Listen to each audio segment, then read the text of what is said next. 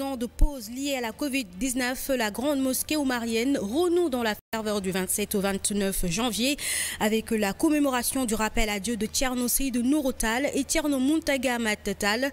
Les quelques fidèles interrogés par nos reporters ont demandé aux acteurs politiques d'avoir de la retenue et cultiver la paix.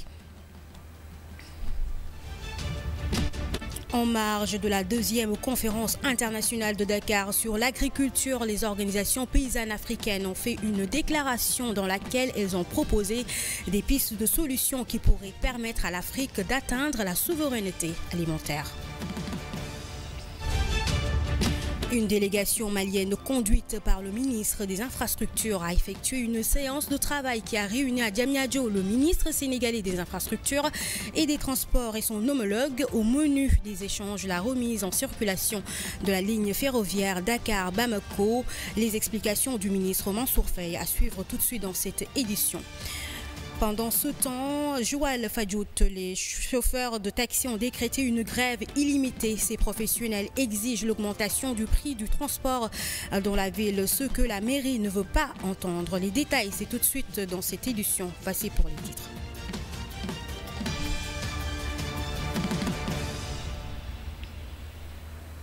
Bonsoir à toutes et à tous, merci et bienvenue. Après 2 ans de pause liée à la Covid-19, la grande mosquée omarienne renoue dans la ferveur du 27 au 29 janvier avec la commémoration du rappel à Dieu de Thierno Seydou Nourou Tall et Thierno Mountaga Amath Tall. Les quelques fidèles interrogés par nos reporters ont demandé aux acteurs politiques d'avoir de la retenue et cultiver la paix avant de formuler des prières pour un Sénégal uni et prospère. C'est un reportage signé Cheikh Kébé et As Malika. La grande mosquée omarienne située à la Médina est le théâtre de la rencontre des fidèles venus de l'intérieur du Sénégal et de la diaspora pour assister à cet événement religieux. C'est le cas de Amadou Oumarli et Sorna Soharba. Selon eux, Thierno Seydou Nourou Tall et Thierno Mountaga ont joué un rôle important dans la bonne marche du pays. Thierno Seydou Nourou Tall était un homme multidimensionnel. C'est quelqu'un qui faisait tout pour le développement de ce pays. Il avait l'habitude de mettre le dialogue au cœur de ses préoccupations. Thierno Seydou Nourou Tall et Thierno Mountaga étaient des hommes qui travaillaient pour la bonne marche du pays, mais surtout rappeler les recommandations d'Allah le Tout-Puissant aux fidèles qui avaient l'habitude de les écouter. Ils ont consacré toute leur vie sur la Sunna et la Sharia. Ils mettaient en avant la connaissance et le savoir à travers leurs discours. 2 ans sans la célébration de cette Ziara, le comité d'organisation a joué pleinement son rôle, selon le président. Tout est normal, nous avons fait le nécessaire pour réussir cet événement d'envergure, même si que la mosquée n'est pas encore achevée. On avait souvent des problèmes, mais pour cette année, tout est en voie normale. Donc nous sommes restés 2 ans sans faire la ziara, les années 2021 et 2022. Ça a été très difficile pour nous tous et vraiment nous nous réjouissons que cette année quand même Dieu puisse permettre la réalisation de la ziara annuelle de Thierno Mountaga Tall. Face à la tension politique qui peut enclencher des dangers et des pertes en vie humaine, les disciples de Thierno Seydou Nourou Tall et Thierno Mountaga ont prié pour un Sénégal de paix. Nous avons prié pour un Sénégal de paix, un Sénégal meilleur, mais cela n'empêche que nous invitons tous les acteurs politiques de revoir leur comportement. Donc nous rendons grâce à Dieu, nous souhaitons qu'au sortir de la ziara, que les prières qui seront formulées ici puissent vraiment conduire à un climat de stabilité au Sénégal. Le Sénégal vit des moments très difficiles, donc nous espérons que les prières feront en sorte que les cœurs vont se réunir et que tout le monde va œuvrer pour une paix. Parce que seule la paix est importante. La 43e édition de la Ziara omarienne commémorant le rappel à Dieu de Thierno Seydou Nourou Tall et Thierno Mountaga Amath Tall prendra fin ce 29 janvier 2023. La prière du vendredi sera suivie par la Khadaratou Djouma à l'issue de laquelle le serviteur de la communauté Thierno Madani Tall va délivrer un message aux fidèles. À noter que le président de la République, Macky Sall, a effectué sa prière du vendredi à la mosquée omarienne avec le khalife général de la famille omarienne. Sa déclaration à suivre dans nos prochaines éditions. Puis, en marge de la deuxième conférence internationale de Dakar sur l'agriculture, les organisations paysannes africaines ont fait une déclaration dans laquelle elles ont proposé des pistes de solutions qui pourraient permettre à l'Afrique d'atteindre la souveraineté alimentaire. Il s'agit entre autres de mettre en œuvre concrètement les différentes actions prévues par les États membres et de mobiliser des fonds pour financer l'agriculture, mais aussi de faciliter l'accès au financement pour les agriculteurs, en plus de mettre en place un système d'assurance d'agricole pour ces derniers. Les propos de leur porte-parole que nous écoutons au micro de Robert Diandi et de Salassambe. Nous nous sommes aussi adressés aux autorités politiques nationales de soutenir donc la bonne gouvernance mondiale et renforcer l'accès aux mécanismes de financement et d'assurance agricole. Donc ça également, nous pensons que les gouvernements doivent faire des efforts dans ce sens, parce que dans d'autres pays du monde, l'assurance agricole, c'est important. Surtout que nous sommes dans un secteur à risque. Et donc il va falloir aider à mettre en place les systèmes d'assurance agricole pour nos agriculteurs.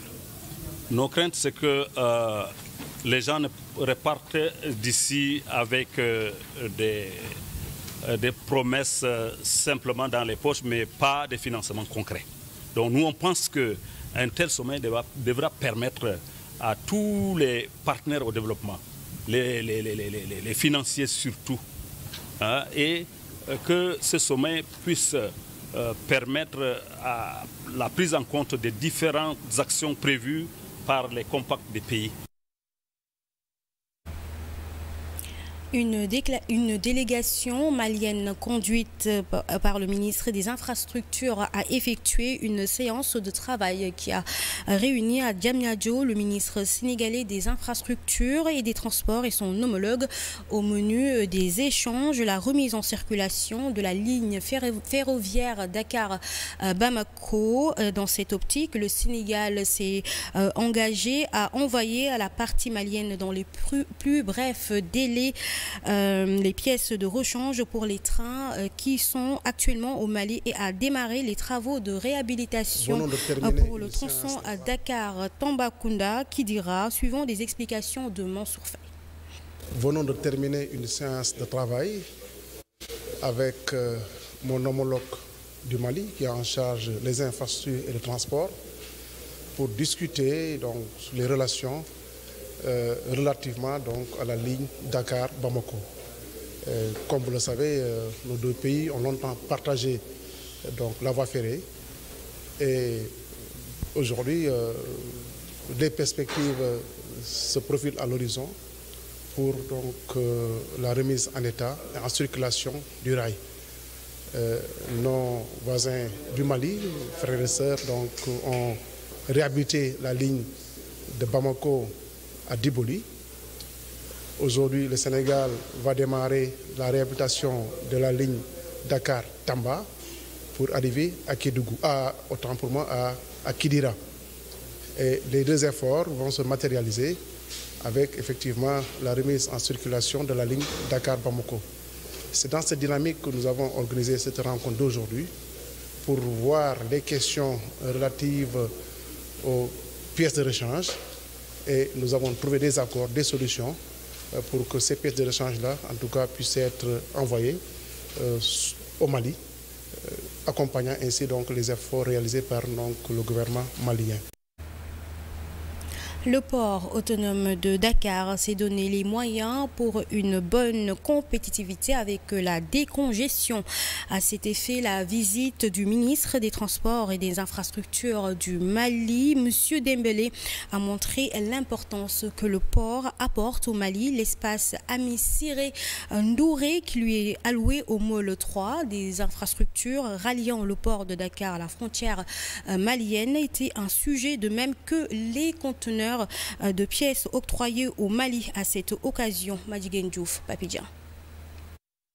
Présente au Sénégal, Madame la ministre des Infrastructures et des Transports du Mali est en visite au port autonome de Dakar. Après un entretien effectué au niveau de la direction générale du port, le but de cette rencontre a conduit à une autre destination, direction Môle 3. On vient de faire le tour. Nous avons des installations au niveau du port de Dakar, les entrepôts. Et ensuite, nous avons des organisations professionnelles qui ont des représentations au niveau du même port. Et quand vous regardez aujourd'hui, le port de Dakar fait passer à peu près 68,2% du fret malien. Et nous avons un fret important qui peut aller souvent, qui varie entre 5 millions et 6 millions de tonnes de marchandises par an. Donc si 68,2% de ces fret transitent par le port de Dakar. Donc cela va de soi que les aménagements, c'est-à-dire les installations portuaires au nom du Mali, doivent être des aménagements qui doivent être à côté. Le port autonome de Dakar, de par la décongestion effectuée, pourra livrer au Mali les conteneurs en moins de 5 jours. D'où intervient l'impact des transports terrestres. Le secteur des transports, c'est un secteur qui est très compliqué. Donc dans le cadre de la poursuite de la collaboration entre le Mali et le Sénégal dans le domaine des transports, en plus des accords qui réglementent, nous avons demandé une révision de ces accords pour nous permettre de prendre certaines de nos préoccupations. Car les accords datent depuis longtemps et entre-temps les choses ont évolué. Donc si les choses ont évolué, il faut que les aspects de la coopération aussi évoluent. Donc c'est sûr qu'après ma visite, les équipes techniques se mettront ensemble pour pouvoir coordonner et pour pouvoir prendre les préoccupations de la partie malienne. Le Sénégal est très attaché à la coopération avec le Mali, très attaché à œuvrer avec le Mali pour que le désenclavement des pays de l'UEMOA en général soit une réalité. Je disais tout à l'heure à Madame le ministre qu'en réalité c'est le Sénégal qui est enclavé, ce n'est pas le Mali. Et le Sénégal a tout bénéfice à aller vers le Mali, comme le port de Dakar, je le dis en présence de M. le directeur général, a tout bénéfice à ce que la voie ferroviaire, ce que les voies routières soient développées vers l'interland, vers l'intérieur de l'Afrique. En définitive, la chasse a porté ses fruits avec les conteneurs déplombés. Dans les locaux du SERA, le Mali, pour sa part, a déjà les pièces pour ses locomotives que le Sénégal lui a fournies. L'Office national de l'assainissement du Sénégal a reçu le président de la Banque islamique de développement à la station de Cambérène dans le cadre du projet d'extension de la modernisation de l'infrastructure d'un montant de 42 milliards de francs CFA. Ce projet est financé par la Banque islamique de développement avec une contrepartie de l'État du Sénégal. À l'occasion de cette visite, le président de la BID s'est réjoui de l'état d'avancement des travaux, n'est-ce pas, Thérèse Sambo et Bruno Mbaye?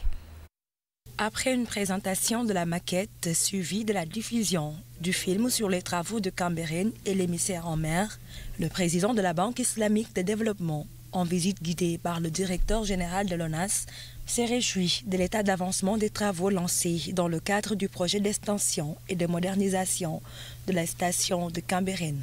I am very happy to be with you today. En tant que partenaire numéro 1 du Sénégal, nous apporterons tout l'appui qu'il faut pour la réalisation de ce projet. Donc l'argent que nous travaillons au niveau de la Banque islamique de Dakar est un argent propre destiné non seulement aux musulmans, mais à tous les citoyens qui en ont besoin. Et je vais m'assurer que le projet soit exécuté, acheminé et qu'il réponde aux normes qui ont été dictées par le conseil d'administration.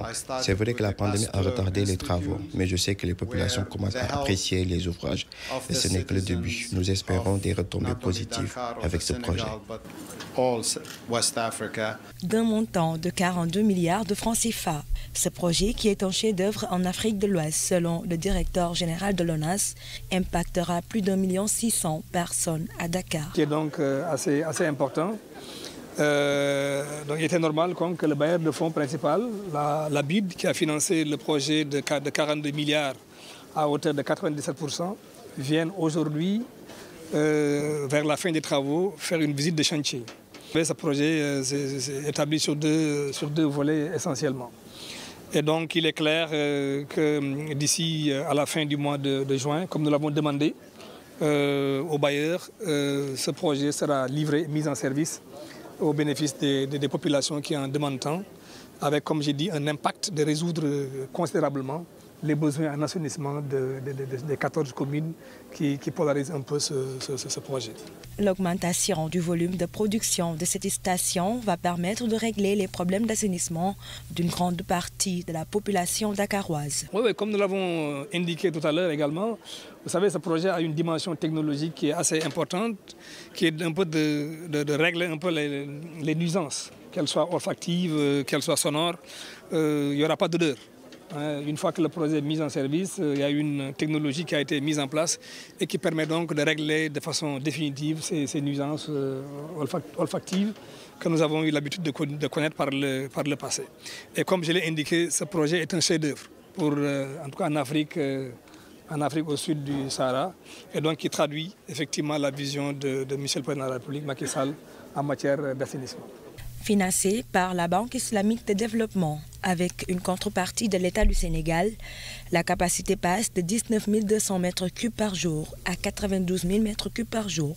La mise en service de la station d'épuration est prévue au courant de l'année 2023.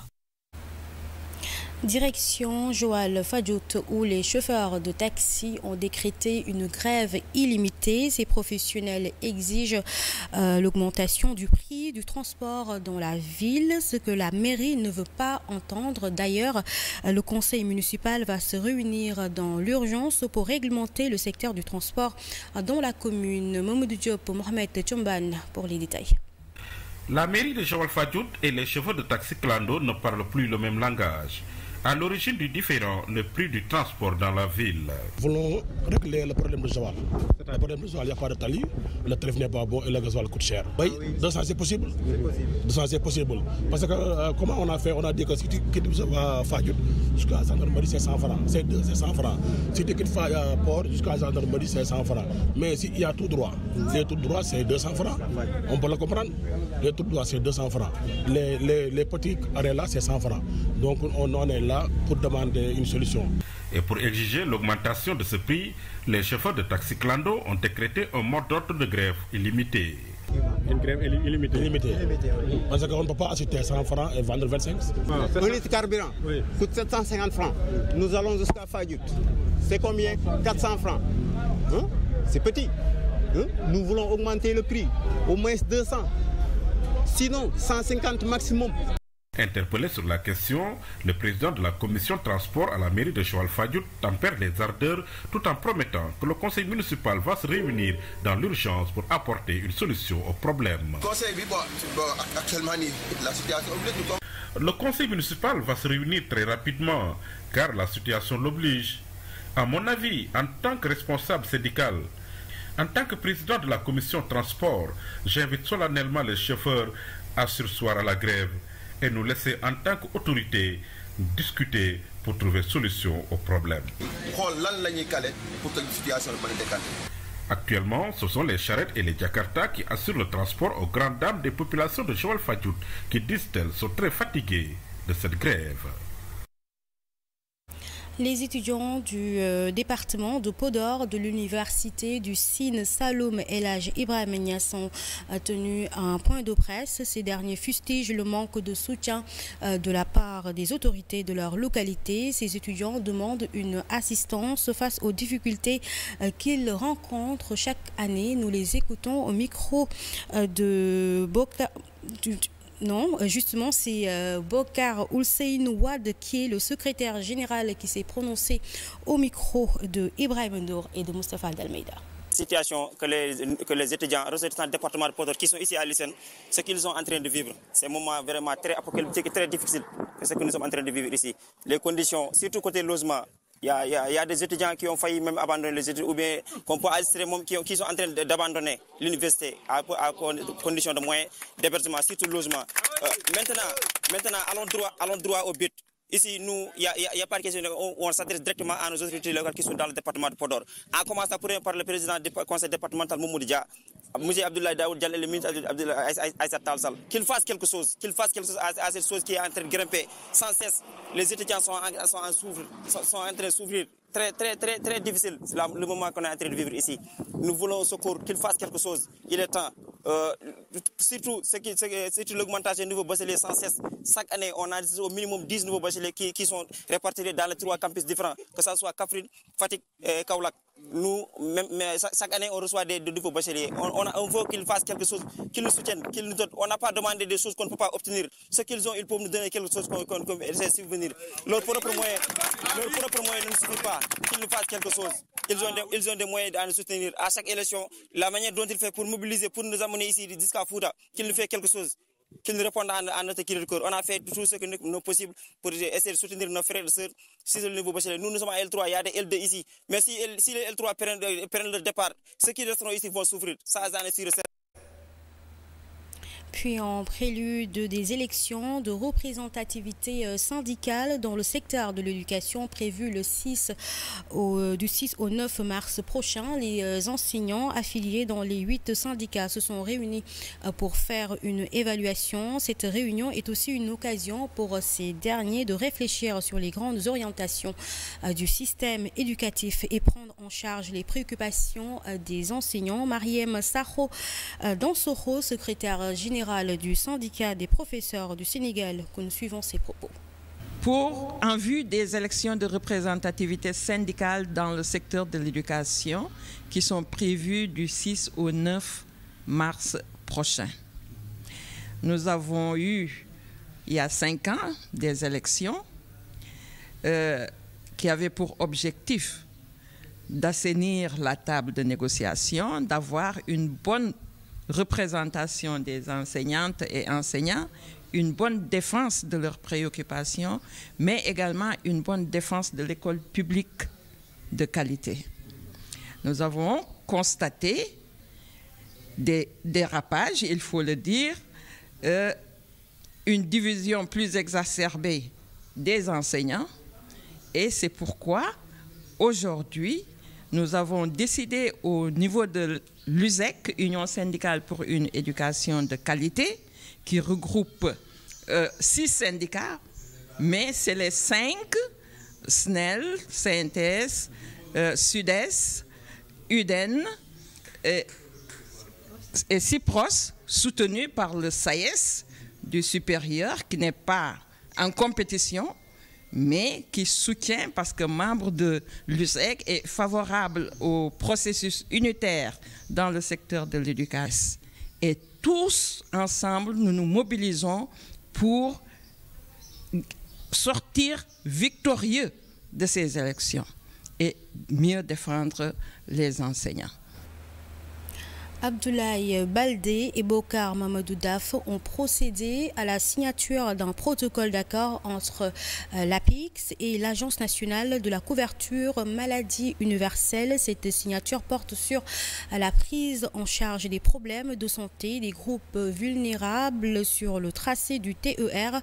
Pour le directeur de l'APIX, ce programme social est estimé à plus de 64 millions de francs CFA. Abdoulaye Mal et Abdoulaye Ndiaye pour le compte rendu. Le directeur général de l'APIX et le directeur général de l'Agence nationale de la couverture maladie universelle ont procédé à la signature d'un protocole d'accord entre l'APIX et l'Agence nationale de la couverture universelle. Cette signature porte sur la prise en charge des problèmes de santé des groupes vulnérables sur le tracé du TER. Monsieur le directeur général, c'est un immense plaisir pour moi de co-présider avec vous cette cérémonie officielle de signature du protocole entre APIX-SA et l'Agence nationale de couverture maladie universelle et portant sur la prise en charge des problèmes de santé publics dans des groupes vulnérables sur le traces sanitaire. Je voudrais d'emblée apprécier la mise en œuvre de cette importante mesure d'accompagnement social déclinée par son Excellence le Président Macky Sall et déroulée par APIX SA dans sa politique RSE, responsabilité sociétale des entreprises, qui entre en droite ligne avec le programme public d'accès aux soins de santé pour tous. Pour le directeur de l'APIX, ce programme social avec un montant de plus de 64 millions compte accompagner les élèves des établissements scolaires sur le tracé du TER.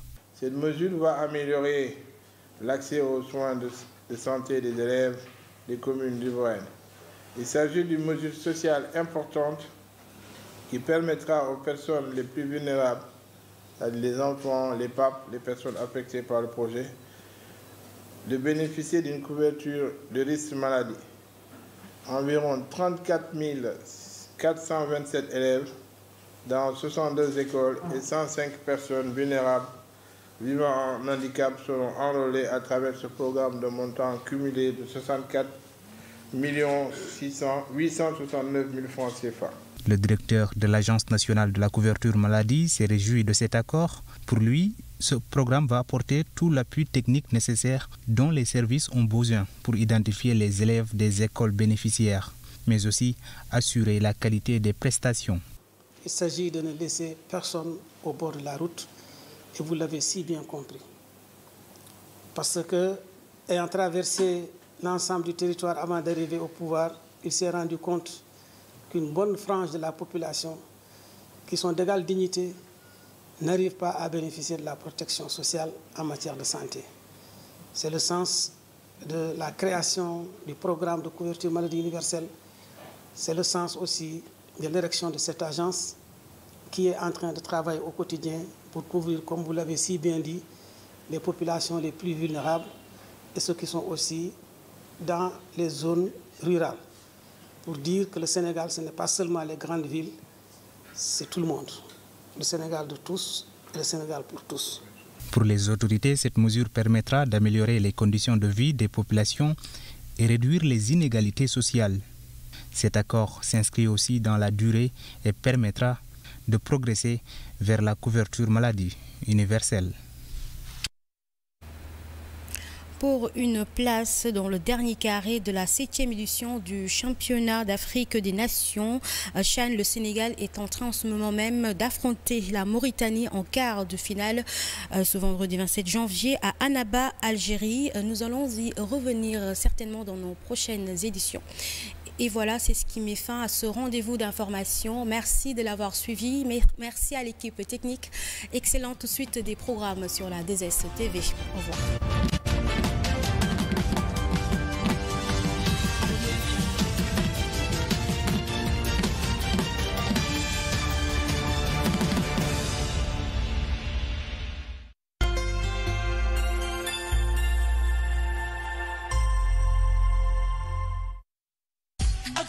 Puis le 31 janvier, c'est la méga tombola tous gagnants.